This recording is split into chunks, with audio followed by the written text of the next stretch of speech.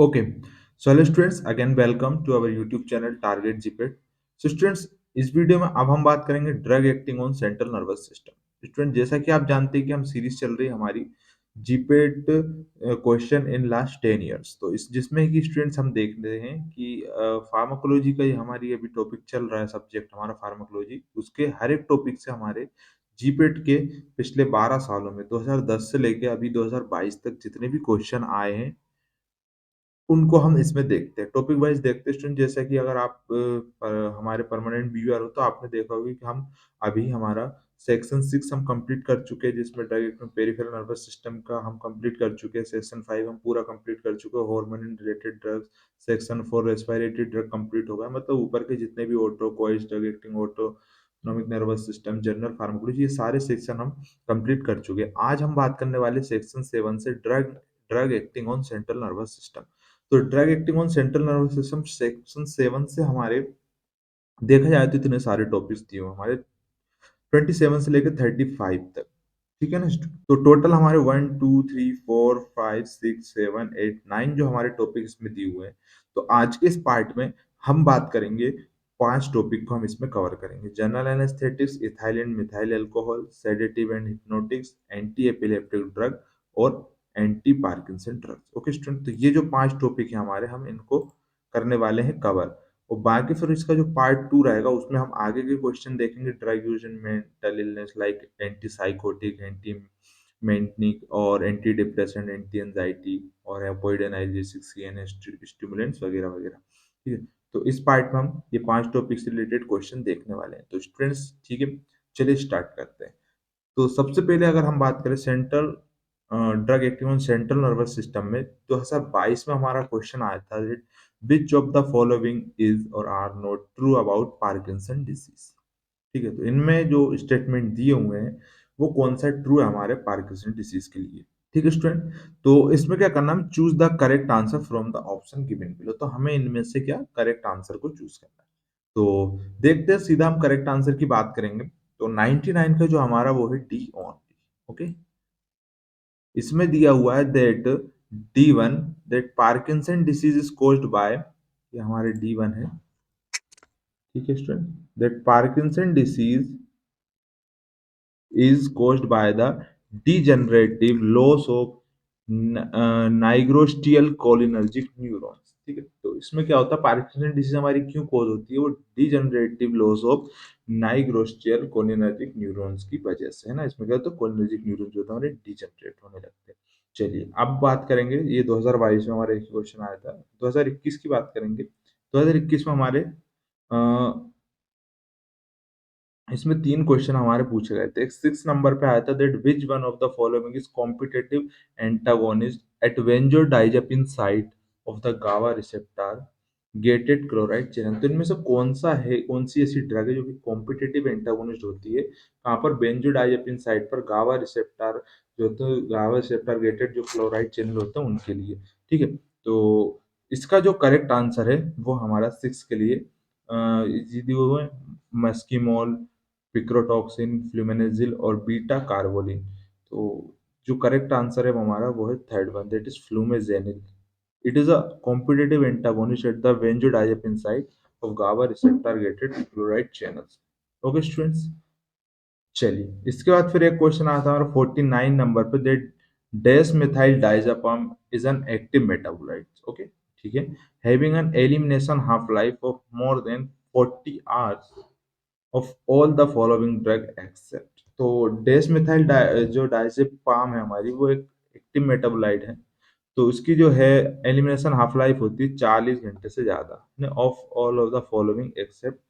इनमें से ऐसी कौन सी है वो जिसकी नहीं होती है। ठीक है, तो इसका जो करेक्ट आंसर है वो हमारा that is flurazepam. Okay, are of all of the following except, तो एक्सेप्शन में जो हमारी वो है फ्लोराजेपाम। चलिए ठीक है, इसके बाद आया था हमारा एक 69 नंबर पे। 69 नंबर पे पूछा गया था कि vigabatrin produce anti epileptic activity through. तो जो हमारी विगाबाइट्रिन होती है वो एंटी एपिलेप्टिक एक्टिविटी किस तरह से प्रोड्यूस करेगी। तो करेक्ट आंसर है that C1, inhibiting GABA transaminase enzyme which degrade गाबा।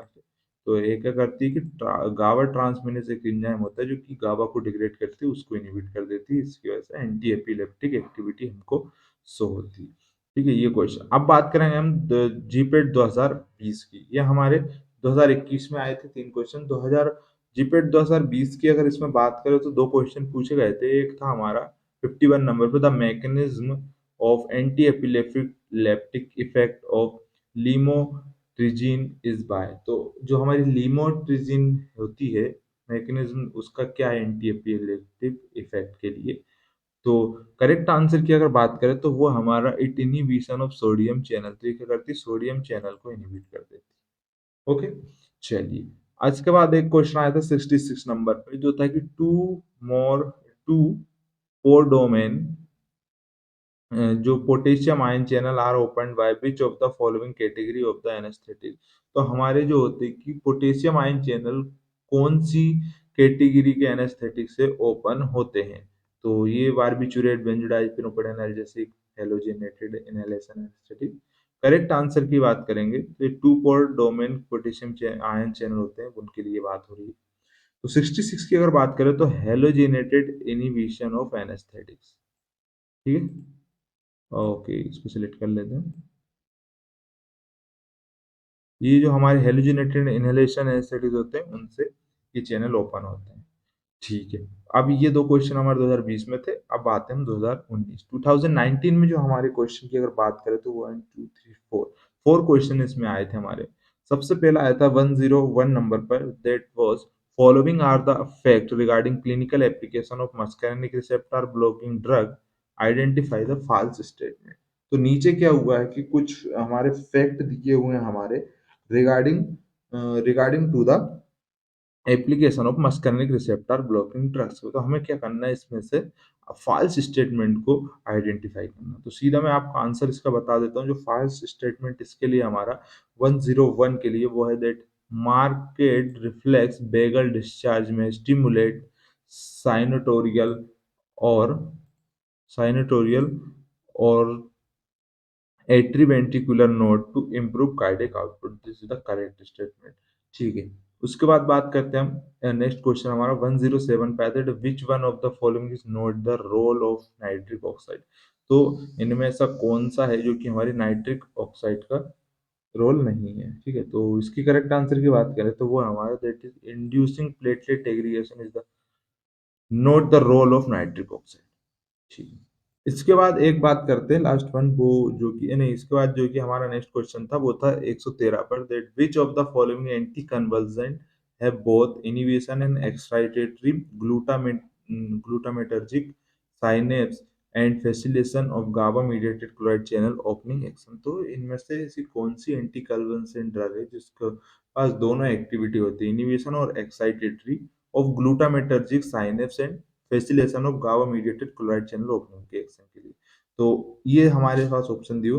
सीधे करेक्ट आंसर की इस पर बात करेंगे 113 के लिए, तो वो करेक्ट आंसर हमारा बेलपोरेट। क्योंकि जो बेलपोरिक एसिड होता है के पास ये दोनों एक्टिविटी एक्शंस होते हैं। चलिए, इसके बाद एक लास्ट वन। तो लास्ट वन जो क्वेश्चन हमारे 2000 कितने 19 में जो आया था, 2019 में लास्ट क्वेश्चन जो है वो था 117 नंबर पे, that identify the false statement about benzodiazepines from the following. तो इसमें से भी फिर हमको बेंजोडाइजेपिन के रिगार्डिंग में फॉल्स स्टेटमेंट को इसमें आइडेंटिफाई करना है।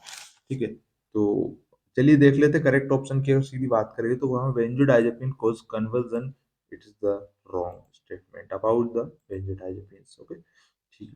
इसके बाद चलिए अब बात करेंगे 2019 के बाद 2018 की। 2018 में कोई क्वेश्चन नहीं था। 2017 में क्वेश्चन पूछे गए थे हमारे। 3 क्वेश्चन आए थे इसमें, that diazepam is not suitable for per oral sustained release form since. तो हमारी जो डाइजापेम होती है वो नहीं सुटेबल होती पर ओरल सस्टेन्ड रिलीज फॉर्म के लिए, है ना।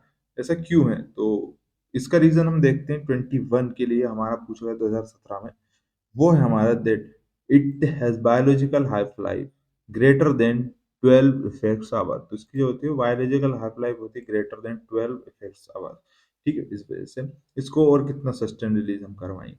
चलिए, इसके बाद अब बात करेंगे हम ऑल द डोपिम। जो आया था 65 नंबर पे एक क्वेश्चन आया था। All the dopaminergic agonists having affinity for D2 receptor are clinically used in the following condition except. तो हमारे जितने भी डोपामिनर्जिक अगोनिस्ट होते हैं उनके पास डी टू रिसेप्टर एफिनिटी होती है डी टू रिसेप्टर के लिए, तो हमारे क्लिनिकली यूज होते हैं किन कंडीशन में हमारे यूज, मतलब क्लिनिकली यूज किए जाते हैं सिर्फ एक कंडीशन को छोड़कर इनमें से, तो वो वाली कौन सी है ना? ऑब्सेसिव कंपल्सिव डिसऑर्डर, हाइपर होगा हाइप्रोलेक्टिनिमिया और एक्रोमेगाली और पार्किंसन। तो सीधा करेक्ट आंसर की बात करते हैं 65 के लिए। So that is it is not use for the obsessive compulsive disorders. ठीक है, जो डी टू रिसेप्टर एगोनिस्ट हमारी यूज नहीं करते, बाकी इन सब चीजों के लिए हमारी किए जाते। तो ये थे हमारे क्वेश्चन किसके लिए 2017 में। एक और क्वेश्चन था 73 नंबर पर, that amantadine is useful in Parkinson disease because. तो अमेंटेडिन जो हमारा यूजफुल होता है पार्किंसन डिसीज में किस लिए? हाँ, क्योंकि क्योंकि इसके करेक्ट आंसर है हमारा that it liberate dopamine from nerve endings. तो ये क्या करता है पार्किंसन डिसीज में, ये नर्व एंडिंग से डोपामीन को लिबरेट करता है, तो इस वजह से अमेंटेडिन हेल्पफुल होता है पार्किंसन डिसीज में। तो ये क्वेश्चन 2017 में हमारे 3 आए थे। अब बात करते हैं 2016 की। 2016 में हमारे फिर 3 क्वेश्चन पूछे गए थे, that which first one is 31 number पे जो आया था, which is the first line drug for the treatment of generalized seizure. तो जनरलाइज सीजर के लिए फर्स्ट लाइन ड्रग कौन सी होती है? तो इसका जो करेक्ट आंसर है 31 के वो हमारा valproic acid. Valproic acid is the first line drug for the treatment of generalize. इसके बाद एक अगला क्वेश्चन आया था 97 नंबर पे, that was in Parkinson disease there is a predominant loss of dopaminergic neuron. कहाँ के? तो ये हमारे ऑप्शन दी हुई सीधे करेक्ट आंसर की बात करेंगे। 97 के लिए जो है वो है हमारी सब्सटेनिया। ओके, सब्सटेन सब्सटेंसिया। ठीक है, तो correct answer is A, substantia. Okay, in Parkinson disease substantia is a predominant loss of dopaminergic, सबसे ज्यादा कहाँ होता है सब्सटेंसिया। इसके बाद 97 के बाद 113 113 नंबर पर एक क्वेश्चन आया था, that was the which of the following drug cause less inhibition of REM sleep. Option थे हुए जोल्पिडेम, उसके बाद इथेनॉल, लोराजेपाम और phenobarbitone. Correct answer is that is zolpidem जो होती है हमारी, it cause less inhibition of REM sleep. Okay, चलिए ये बात करी थी हमने 2016 की, अब बात करेंगे 2015 की। 2015 में हमारे 4 क्वेश्चन इस टॉपिक से हमारे आए थे। एक था vigabatrin is a GABA analogue that potentiates action of GABA in the brain because it. तो 68 नंबर पे आता है बिगाबाइडिन जो होते हैं गाबा एनालॉग होता है जो पोटेंशिएट करता है गाबा के एक्शन को ब्रेन में। क्यों? ये इसका रीजन जो है वो है हमारा that is inhibits GABA transaminase. ये क्या करता है? बिगाबाइडिन, जिसे हमने ऊपर देखा था, ये गाबा ट्रांसमिनेज जो एक एंजाइम होता है जो कि गाबा को डिग्रेड कर देता है, ये उसको इनहिबिट करेगा। इसकी वजह से क्या होगा कि गाबा का एक्शन ब्रेन में बढ़ जाएगा।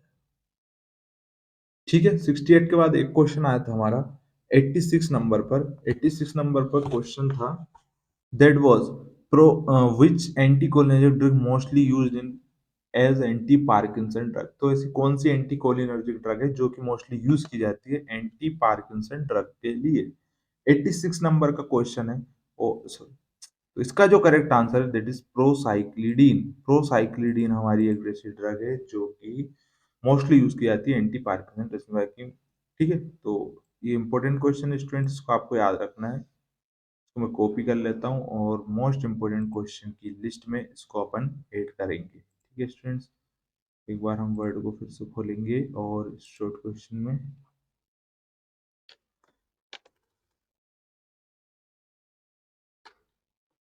ठीक,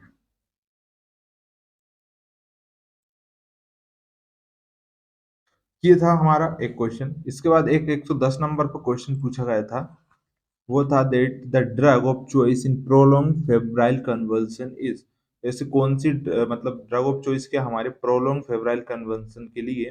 तो 110 नंबर का क्वेश्चन था, इसका जो डाइजापाम जो हमारी ड्रग होती है, ओके, वो होती है हमारी drug of choice in prolong febrile convulsion में। ठीक है, चलिए, इसके बाद एक और क्वेश्चन हमारा 121 नंबर पे आया था। ये 4 क्वेश्चन हमारे पूछे गए थे 2015 में। Last one is barbiturate are being replaced by hypnotic benzodiazepine because, तो जो बारबिचुरेट हैं वो हमारी रिप्लेस्ड हो रही हैं हिप्नोटिक बेंजोडाइज़ेपिन की वजह से, क्यों?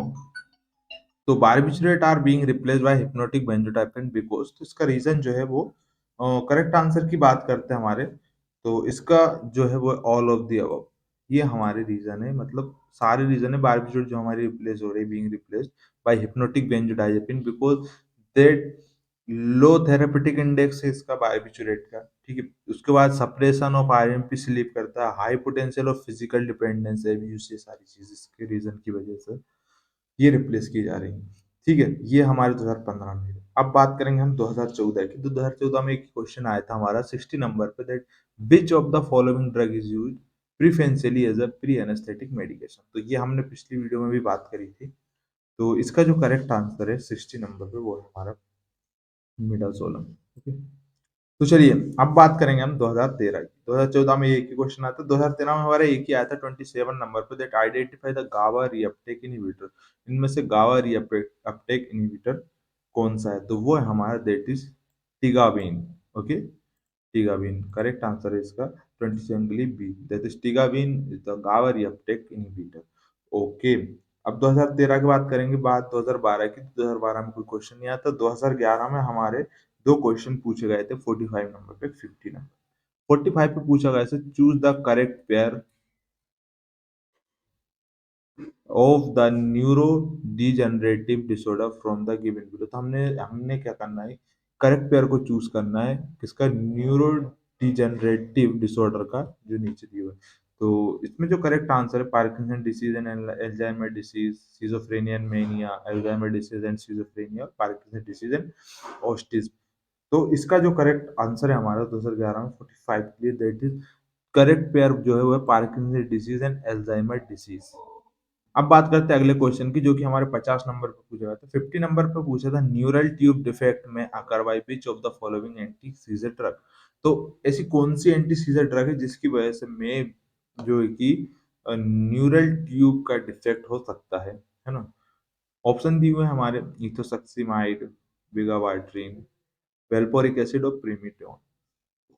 करेक्ट आंसर की बात करें तो that is वेलपोरिक acid. Valproic acid जो है एंटी सीजर ड्रग है जिसमें न्यूरल ट्यूब डिफेक्ट होने के चांसेस, ठीक है? ये थे 2011 में हमारे 2 क्वेश्चन। अब बात करेंगे 2010 की, तो 2010 में हमारे इसमें 4 क्वेश्चन, ठीक है? सबसे पहला क्वेश्चन 13 नंबर पे आता है, that improvement of memory in Alzheimer disease brought about wide drug which increase transmission in, तो एल्जाइमर डिसीज में क्या करते हैं स्टूडेंट्स के, मेमोरी को इम्प्रूव करने के लिए ड्रग दी जाती है ना? जिसकी वजह से, तो वो किस तरीके से काम करती है ना, वो कौन सा ट्रांसमिशन को इंक्रीज करती है। तो 13 नंबर का क्वेश्चन हमारा पूछा गया था 2010 में, तो वो काम करती कोलिनर्जिक रिसेप्टर के ट्रांसमिशन को इंक्रीज करेगी, ठीक है? 13 का है कोलिनर्जिक रिसेप्टर ट्रांसमिशन को, which increase the transmission in cholinergic receptors. उसके बाद एक आया था हमारे 21 नंबर पे, that which one of the following is used as mood stabilizer for bipolar disorder and also in certain epileptic convulsion, तो इनमें से कौन सी ऐसी ड्रग है जो कि यूज की जाती है mood stabilizer for bipolar disorder and also, और इसके अलावा जो एपिलेप्टिक कन्वर्जन में भी यूज की जाती है। तो 21 नंबर पे क्वेश्चन आया था, करेक्ट आंसर इसका लिथियम। ओके, लिथियम जो ड्रग होती है वो यूज की जाती है। इसके बाद एक क्वेश्चन आता है 25 नंबर पे, क्वेश्चन था, the effect observe following systemic administration of levodopa in the treatment of Parkinson has been attributed to its catabolism to dopamine. Okay, carbidopa can markedly increase the proportion of levodopa that cross the blood-brain barrier by, तो ऐसा क्या हुआ कि एक effect observe किया हुआ है हमने सिस्टेमिक एडमिनिस्ट्रेशन जब हम करते थे लीवोडोपा का ट्रीटमेंट करने के लिए पार्किंसन के, तो क्या होता था कि इसका कैटाबॉलिज्म हो जाता था डोपामिन में। तो फिर क्या वो कार्बिडोपा एक ड्रग है वो हमारी मार्केट हुई, वो इंक्रीज कर रही है प्रोपोर्शन ऑफ लीवोडोपा क्रॉस करके ब्लड ब्रेन बैरियर को, किस तरीके से? तो इसका जो रीजन है वो देखना है। तो 25 का इसका correct answer decreasing peripheral metabolism of levodopa, सीधी सी बात। तो ये क्या करती है कि हमारे जो लीवोडोपा का कार्बिडोपा जो ड्रग होती है वो हमारी प्रोड्रग होती है। तो ये क्या करती है, इसका कैटाबॉलिज्म नहीं हो पाता है, क्योंकि अगर हम लीवोडोपा दे रहे थे तो उसका जो एक माओ जो एक हमारा माओ और कॉम्ट करके जो एंजाइम होते हैं वो उसका कैटाबॉलिज्म कर दे रहे थे, बट कार्बिडोपा का नहीं कर पा रहे थे। ठीक है, तो इस तरीके से हम इसको दे देते हैं, तो ये हमारी पार्किंसन डिसीज में यूजफुल होती है। इसके बाद एक क्वेश्चन लास्ट में 68 नंबर पे पूछा गया था, the common structural feature amongst the three category of anti convulsant drug barbiturate, succinate and hydantoins. तो हमें क्या करना है कि कॉमन स्ट्रक्चरल फीचर को देखना है, इनमें कौन सा होता है। तो करेक्ट आंसर की सीधी बात करते हैं तो ये यूरेट इसका करेक्ट आंसर है। ठीक है, ओके स्टूडेंट, तो ये थे हमारे question drug acting on CNS nervous system पिछले 12 सालों में। ठीक है स्टूडेंट, तो अभी हमारा ये जो स्टूडेंट टॉपिक पूरा हुआ नहीं है, अभी हमने सिर्फ आधे टॉपिक्स की बात करी है एंटी पार्किंसन डिसीज की इस पार्ट में। अब जो नेक्स्ट पार्ट हम लेके आएंगे उसमें हम इन जो सारे टॉपिक है anti psychotic, anti depressant, opioid analgesic, उन क्वेश्चन को हम कवर करेंगे कि हमारे drug acting on central nervous system से इन टॉपिक से 12 साल में कितने क्वेश्चन आए। अभी तक के जो क्वेश्चन देखे हमने इन 5 टॉपिक से देखे। ओके स्टूडेंट्स, तो उम्मीद है आपको ये सारे क्वेश्चन समझ आए होंगे। तो अगर वीडियो आपको अच्छी लग रही है स्टूडेंट्स, ये सीरीज अगर आपको अच्छी लग रही है तो प्लीज डू लाइक। आप लाइक करते हो तो एक तरीके से हमको भी मोटिवेशन मिलता है, और ये हमारी मेहनत का एक तरीके से बोल सकते हैं फल होता है कि हाँ, आपके कमेंट्स और लाइक ही हमें और आगे आपके लिए करने के लिए मोटिवेट करते हैं। तो स्टूडेंट लाइक और कमेंट जरूर किया कीजिएगा। वीडियो पसंद आ रही तो कमेंट करके ज़रूर बताना, और चैनल पर अभी नए हैं तो चैनल को सब्सक्राइब कर लीजिए जीपेट की प्रिपरेशन अगर आप कर रहे हैं तो, ताकि आपको जैसे भी नई वीडियो आए आपको नोटिफिकेशन वगैरह सारी मिलती रहे, और आप अप टू डेट रहें। Okay students, so thank you so much for watching this video. See you soon in the next video. Bye bye.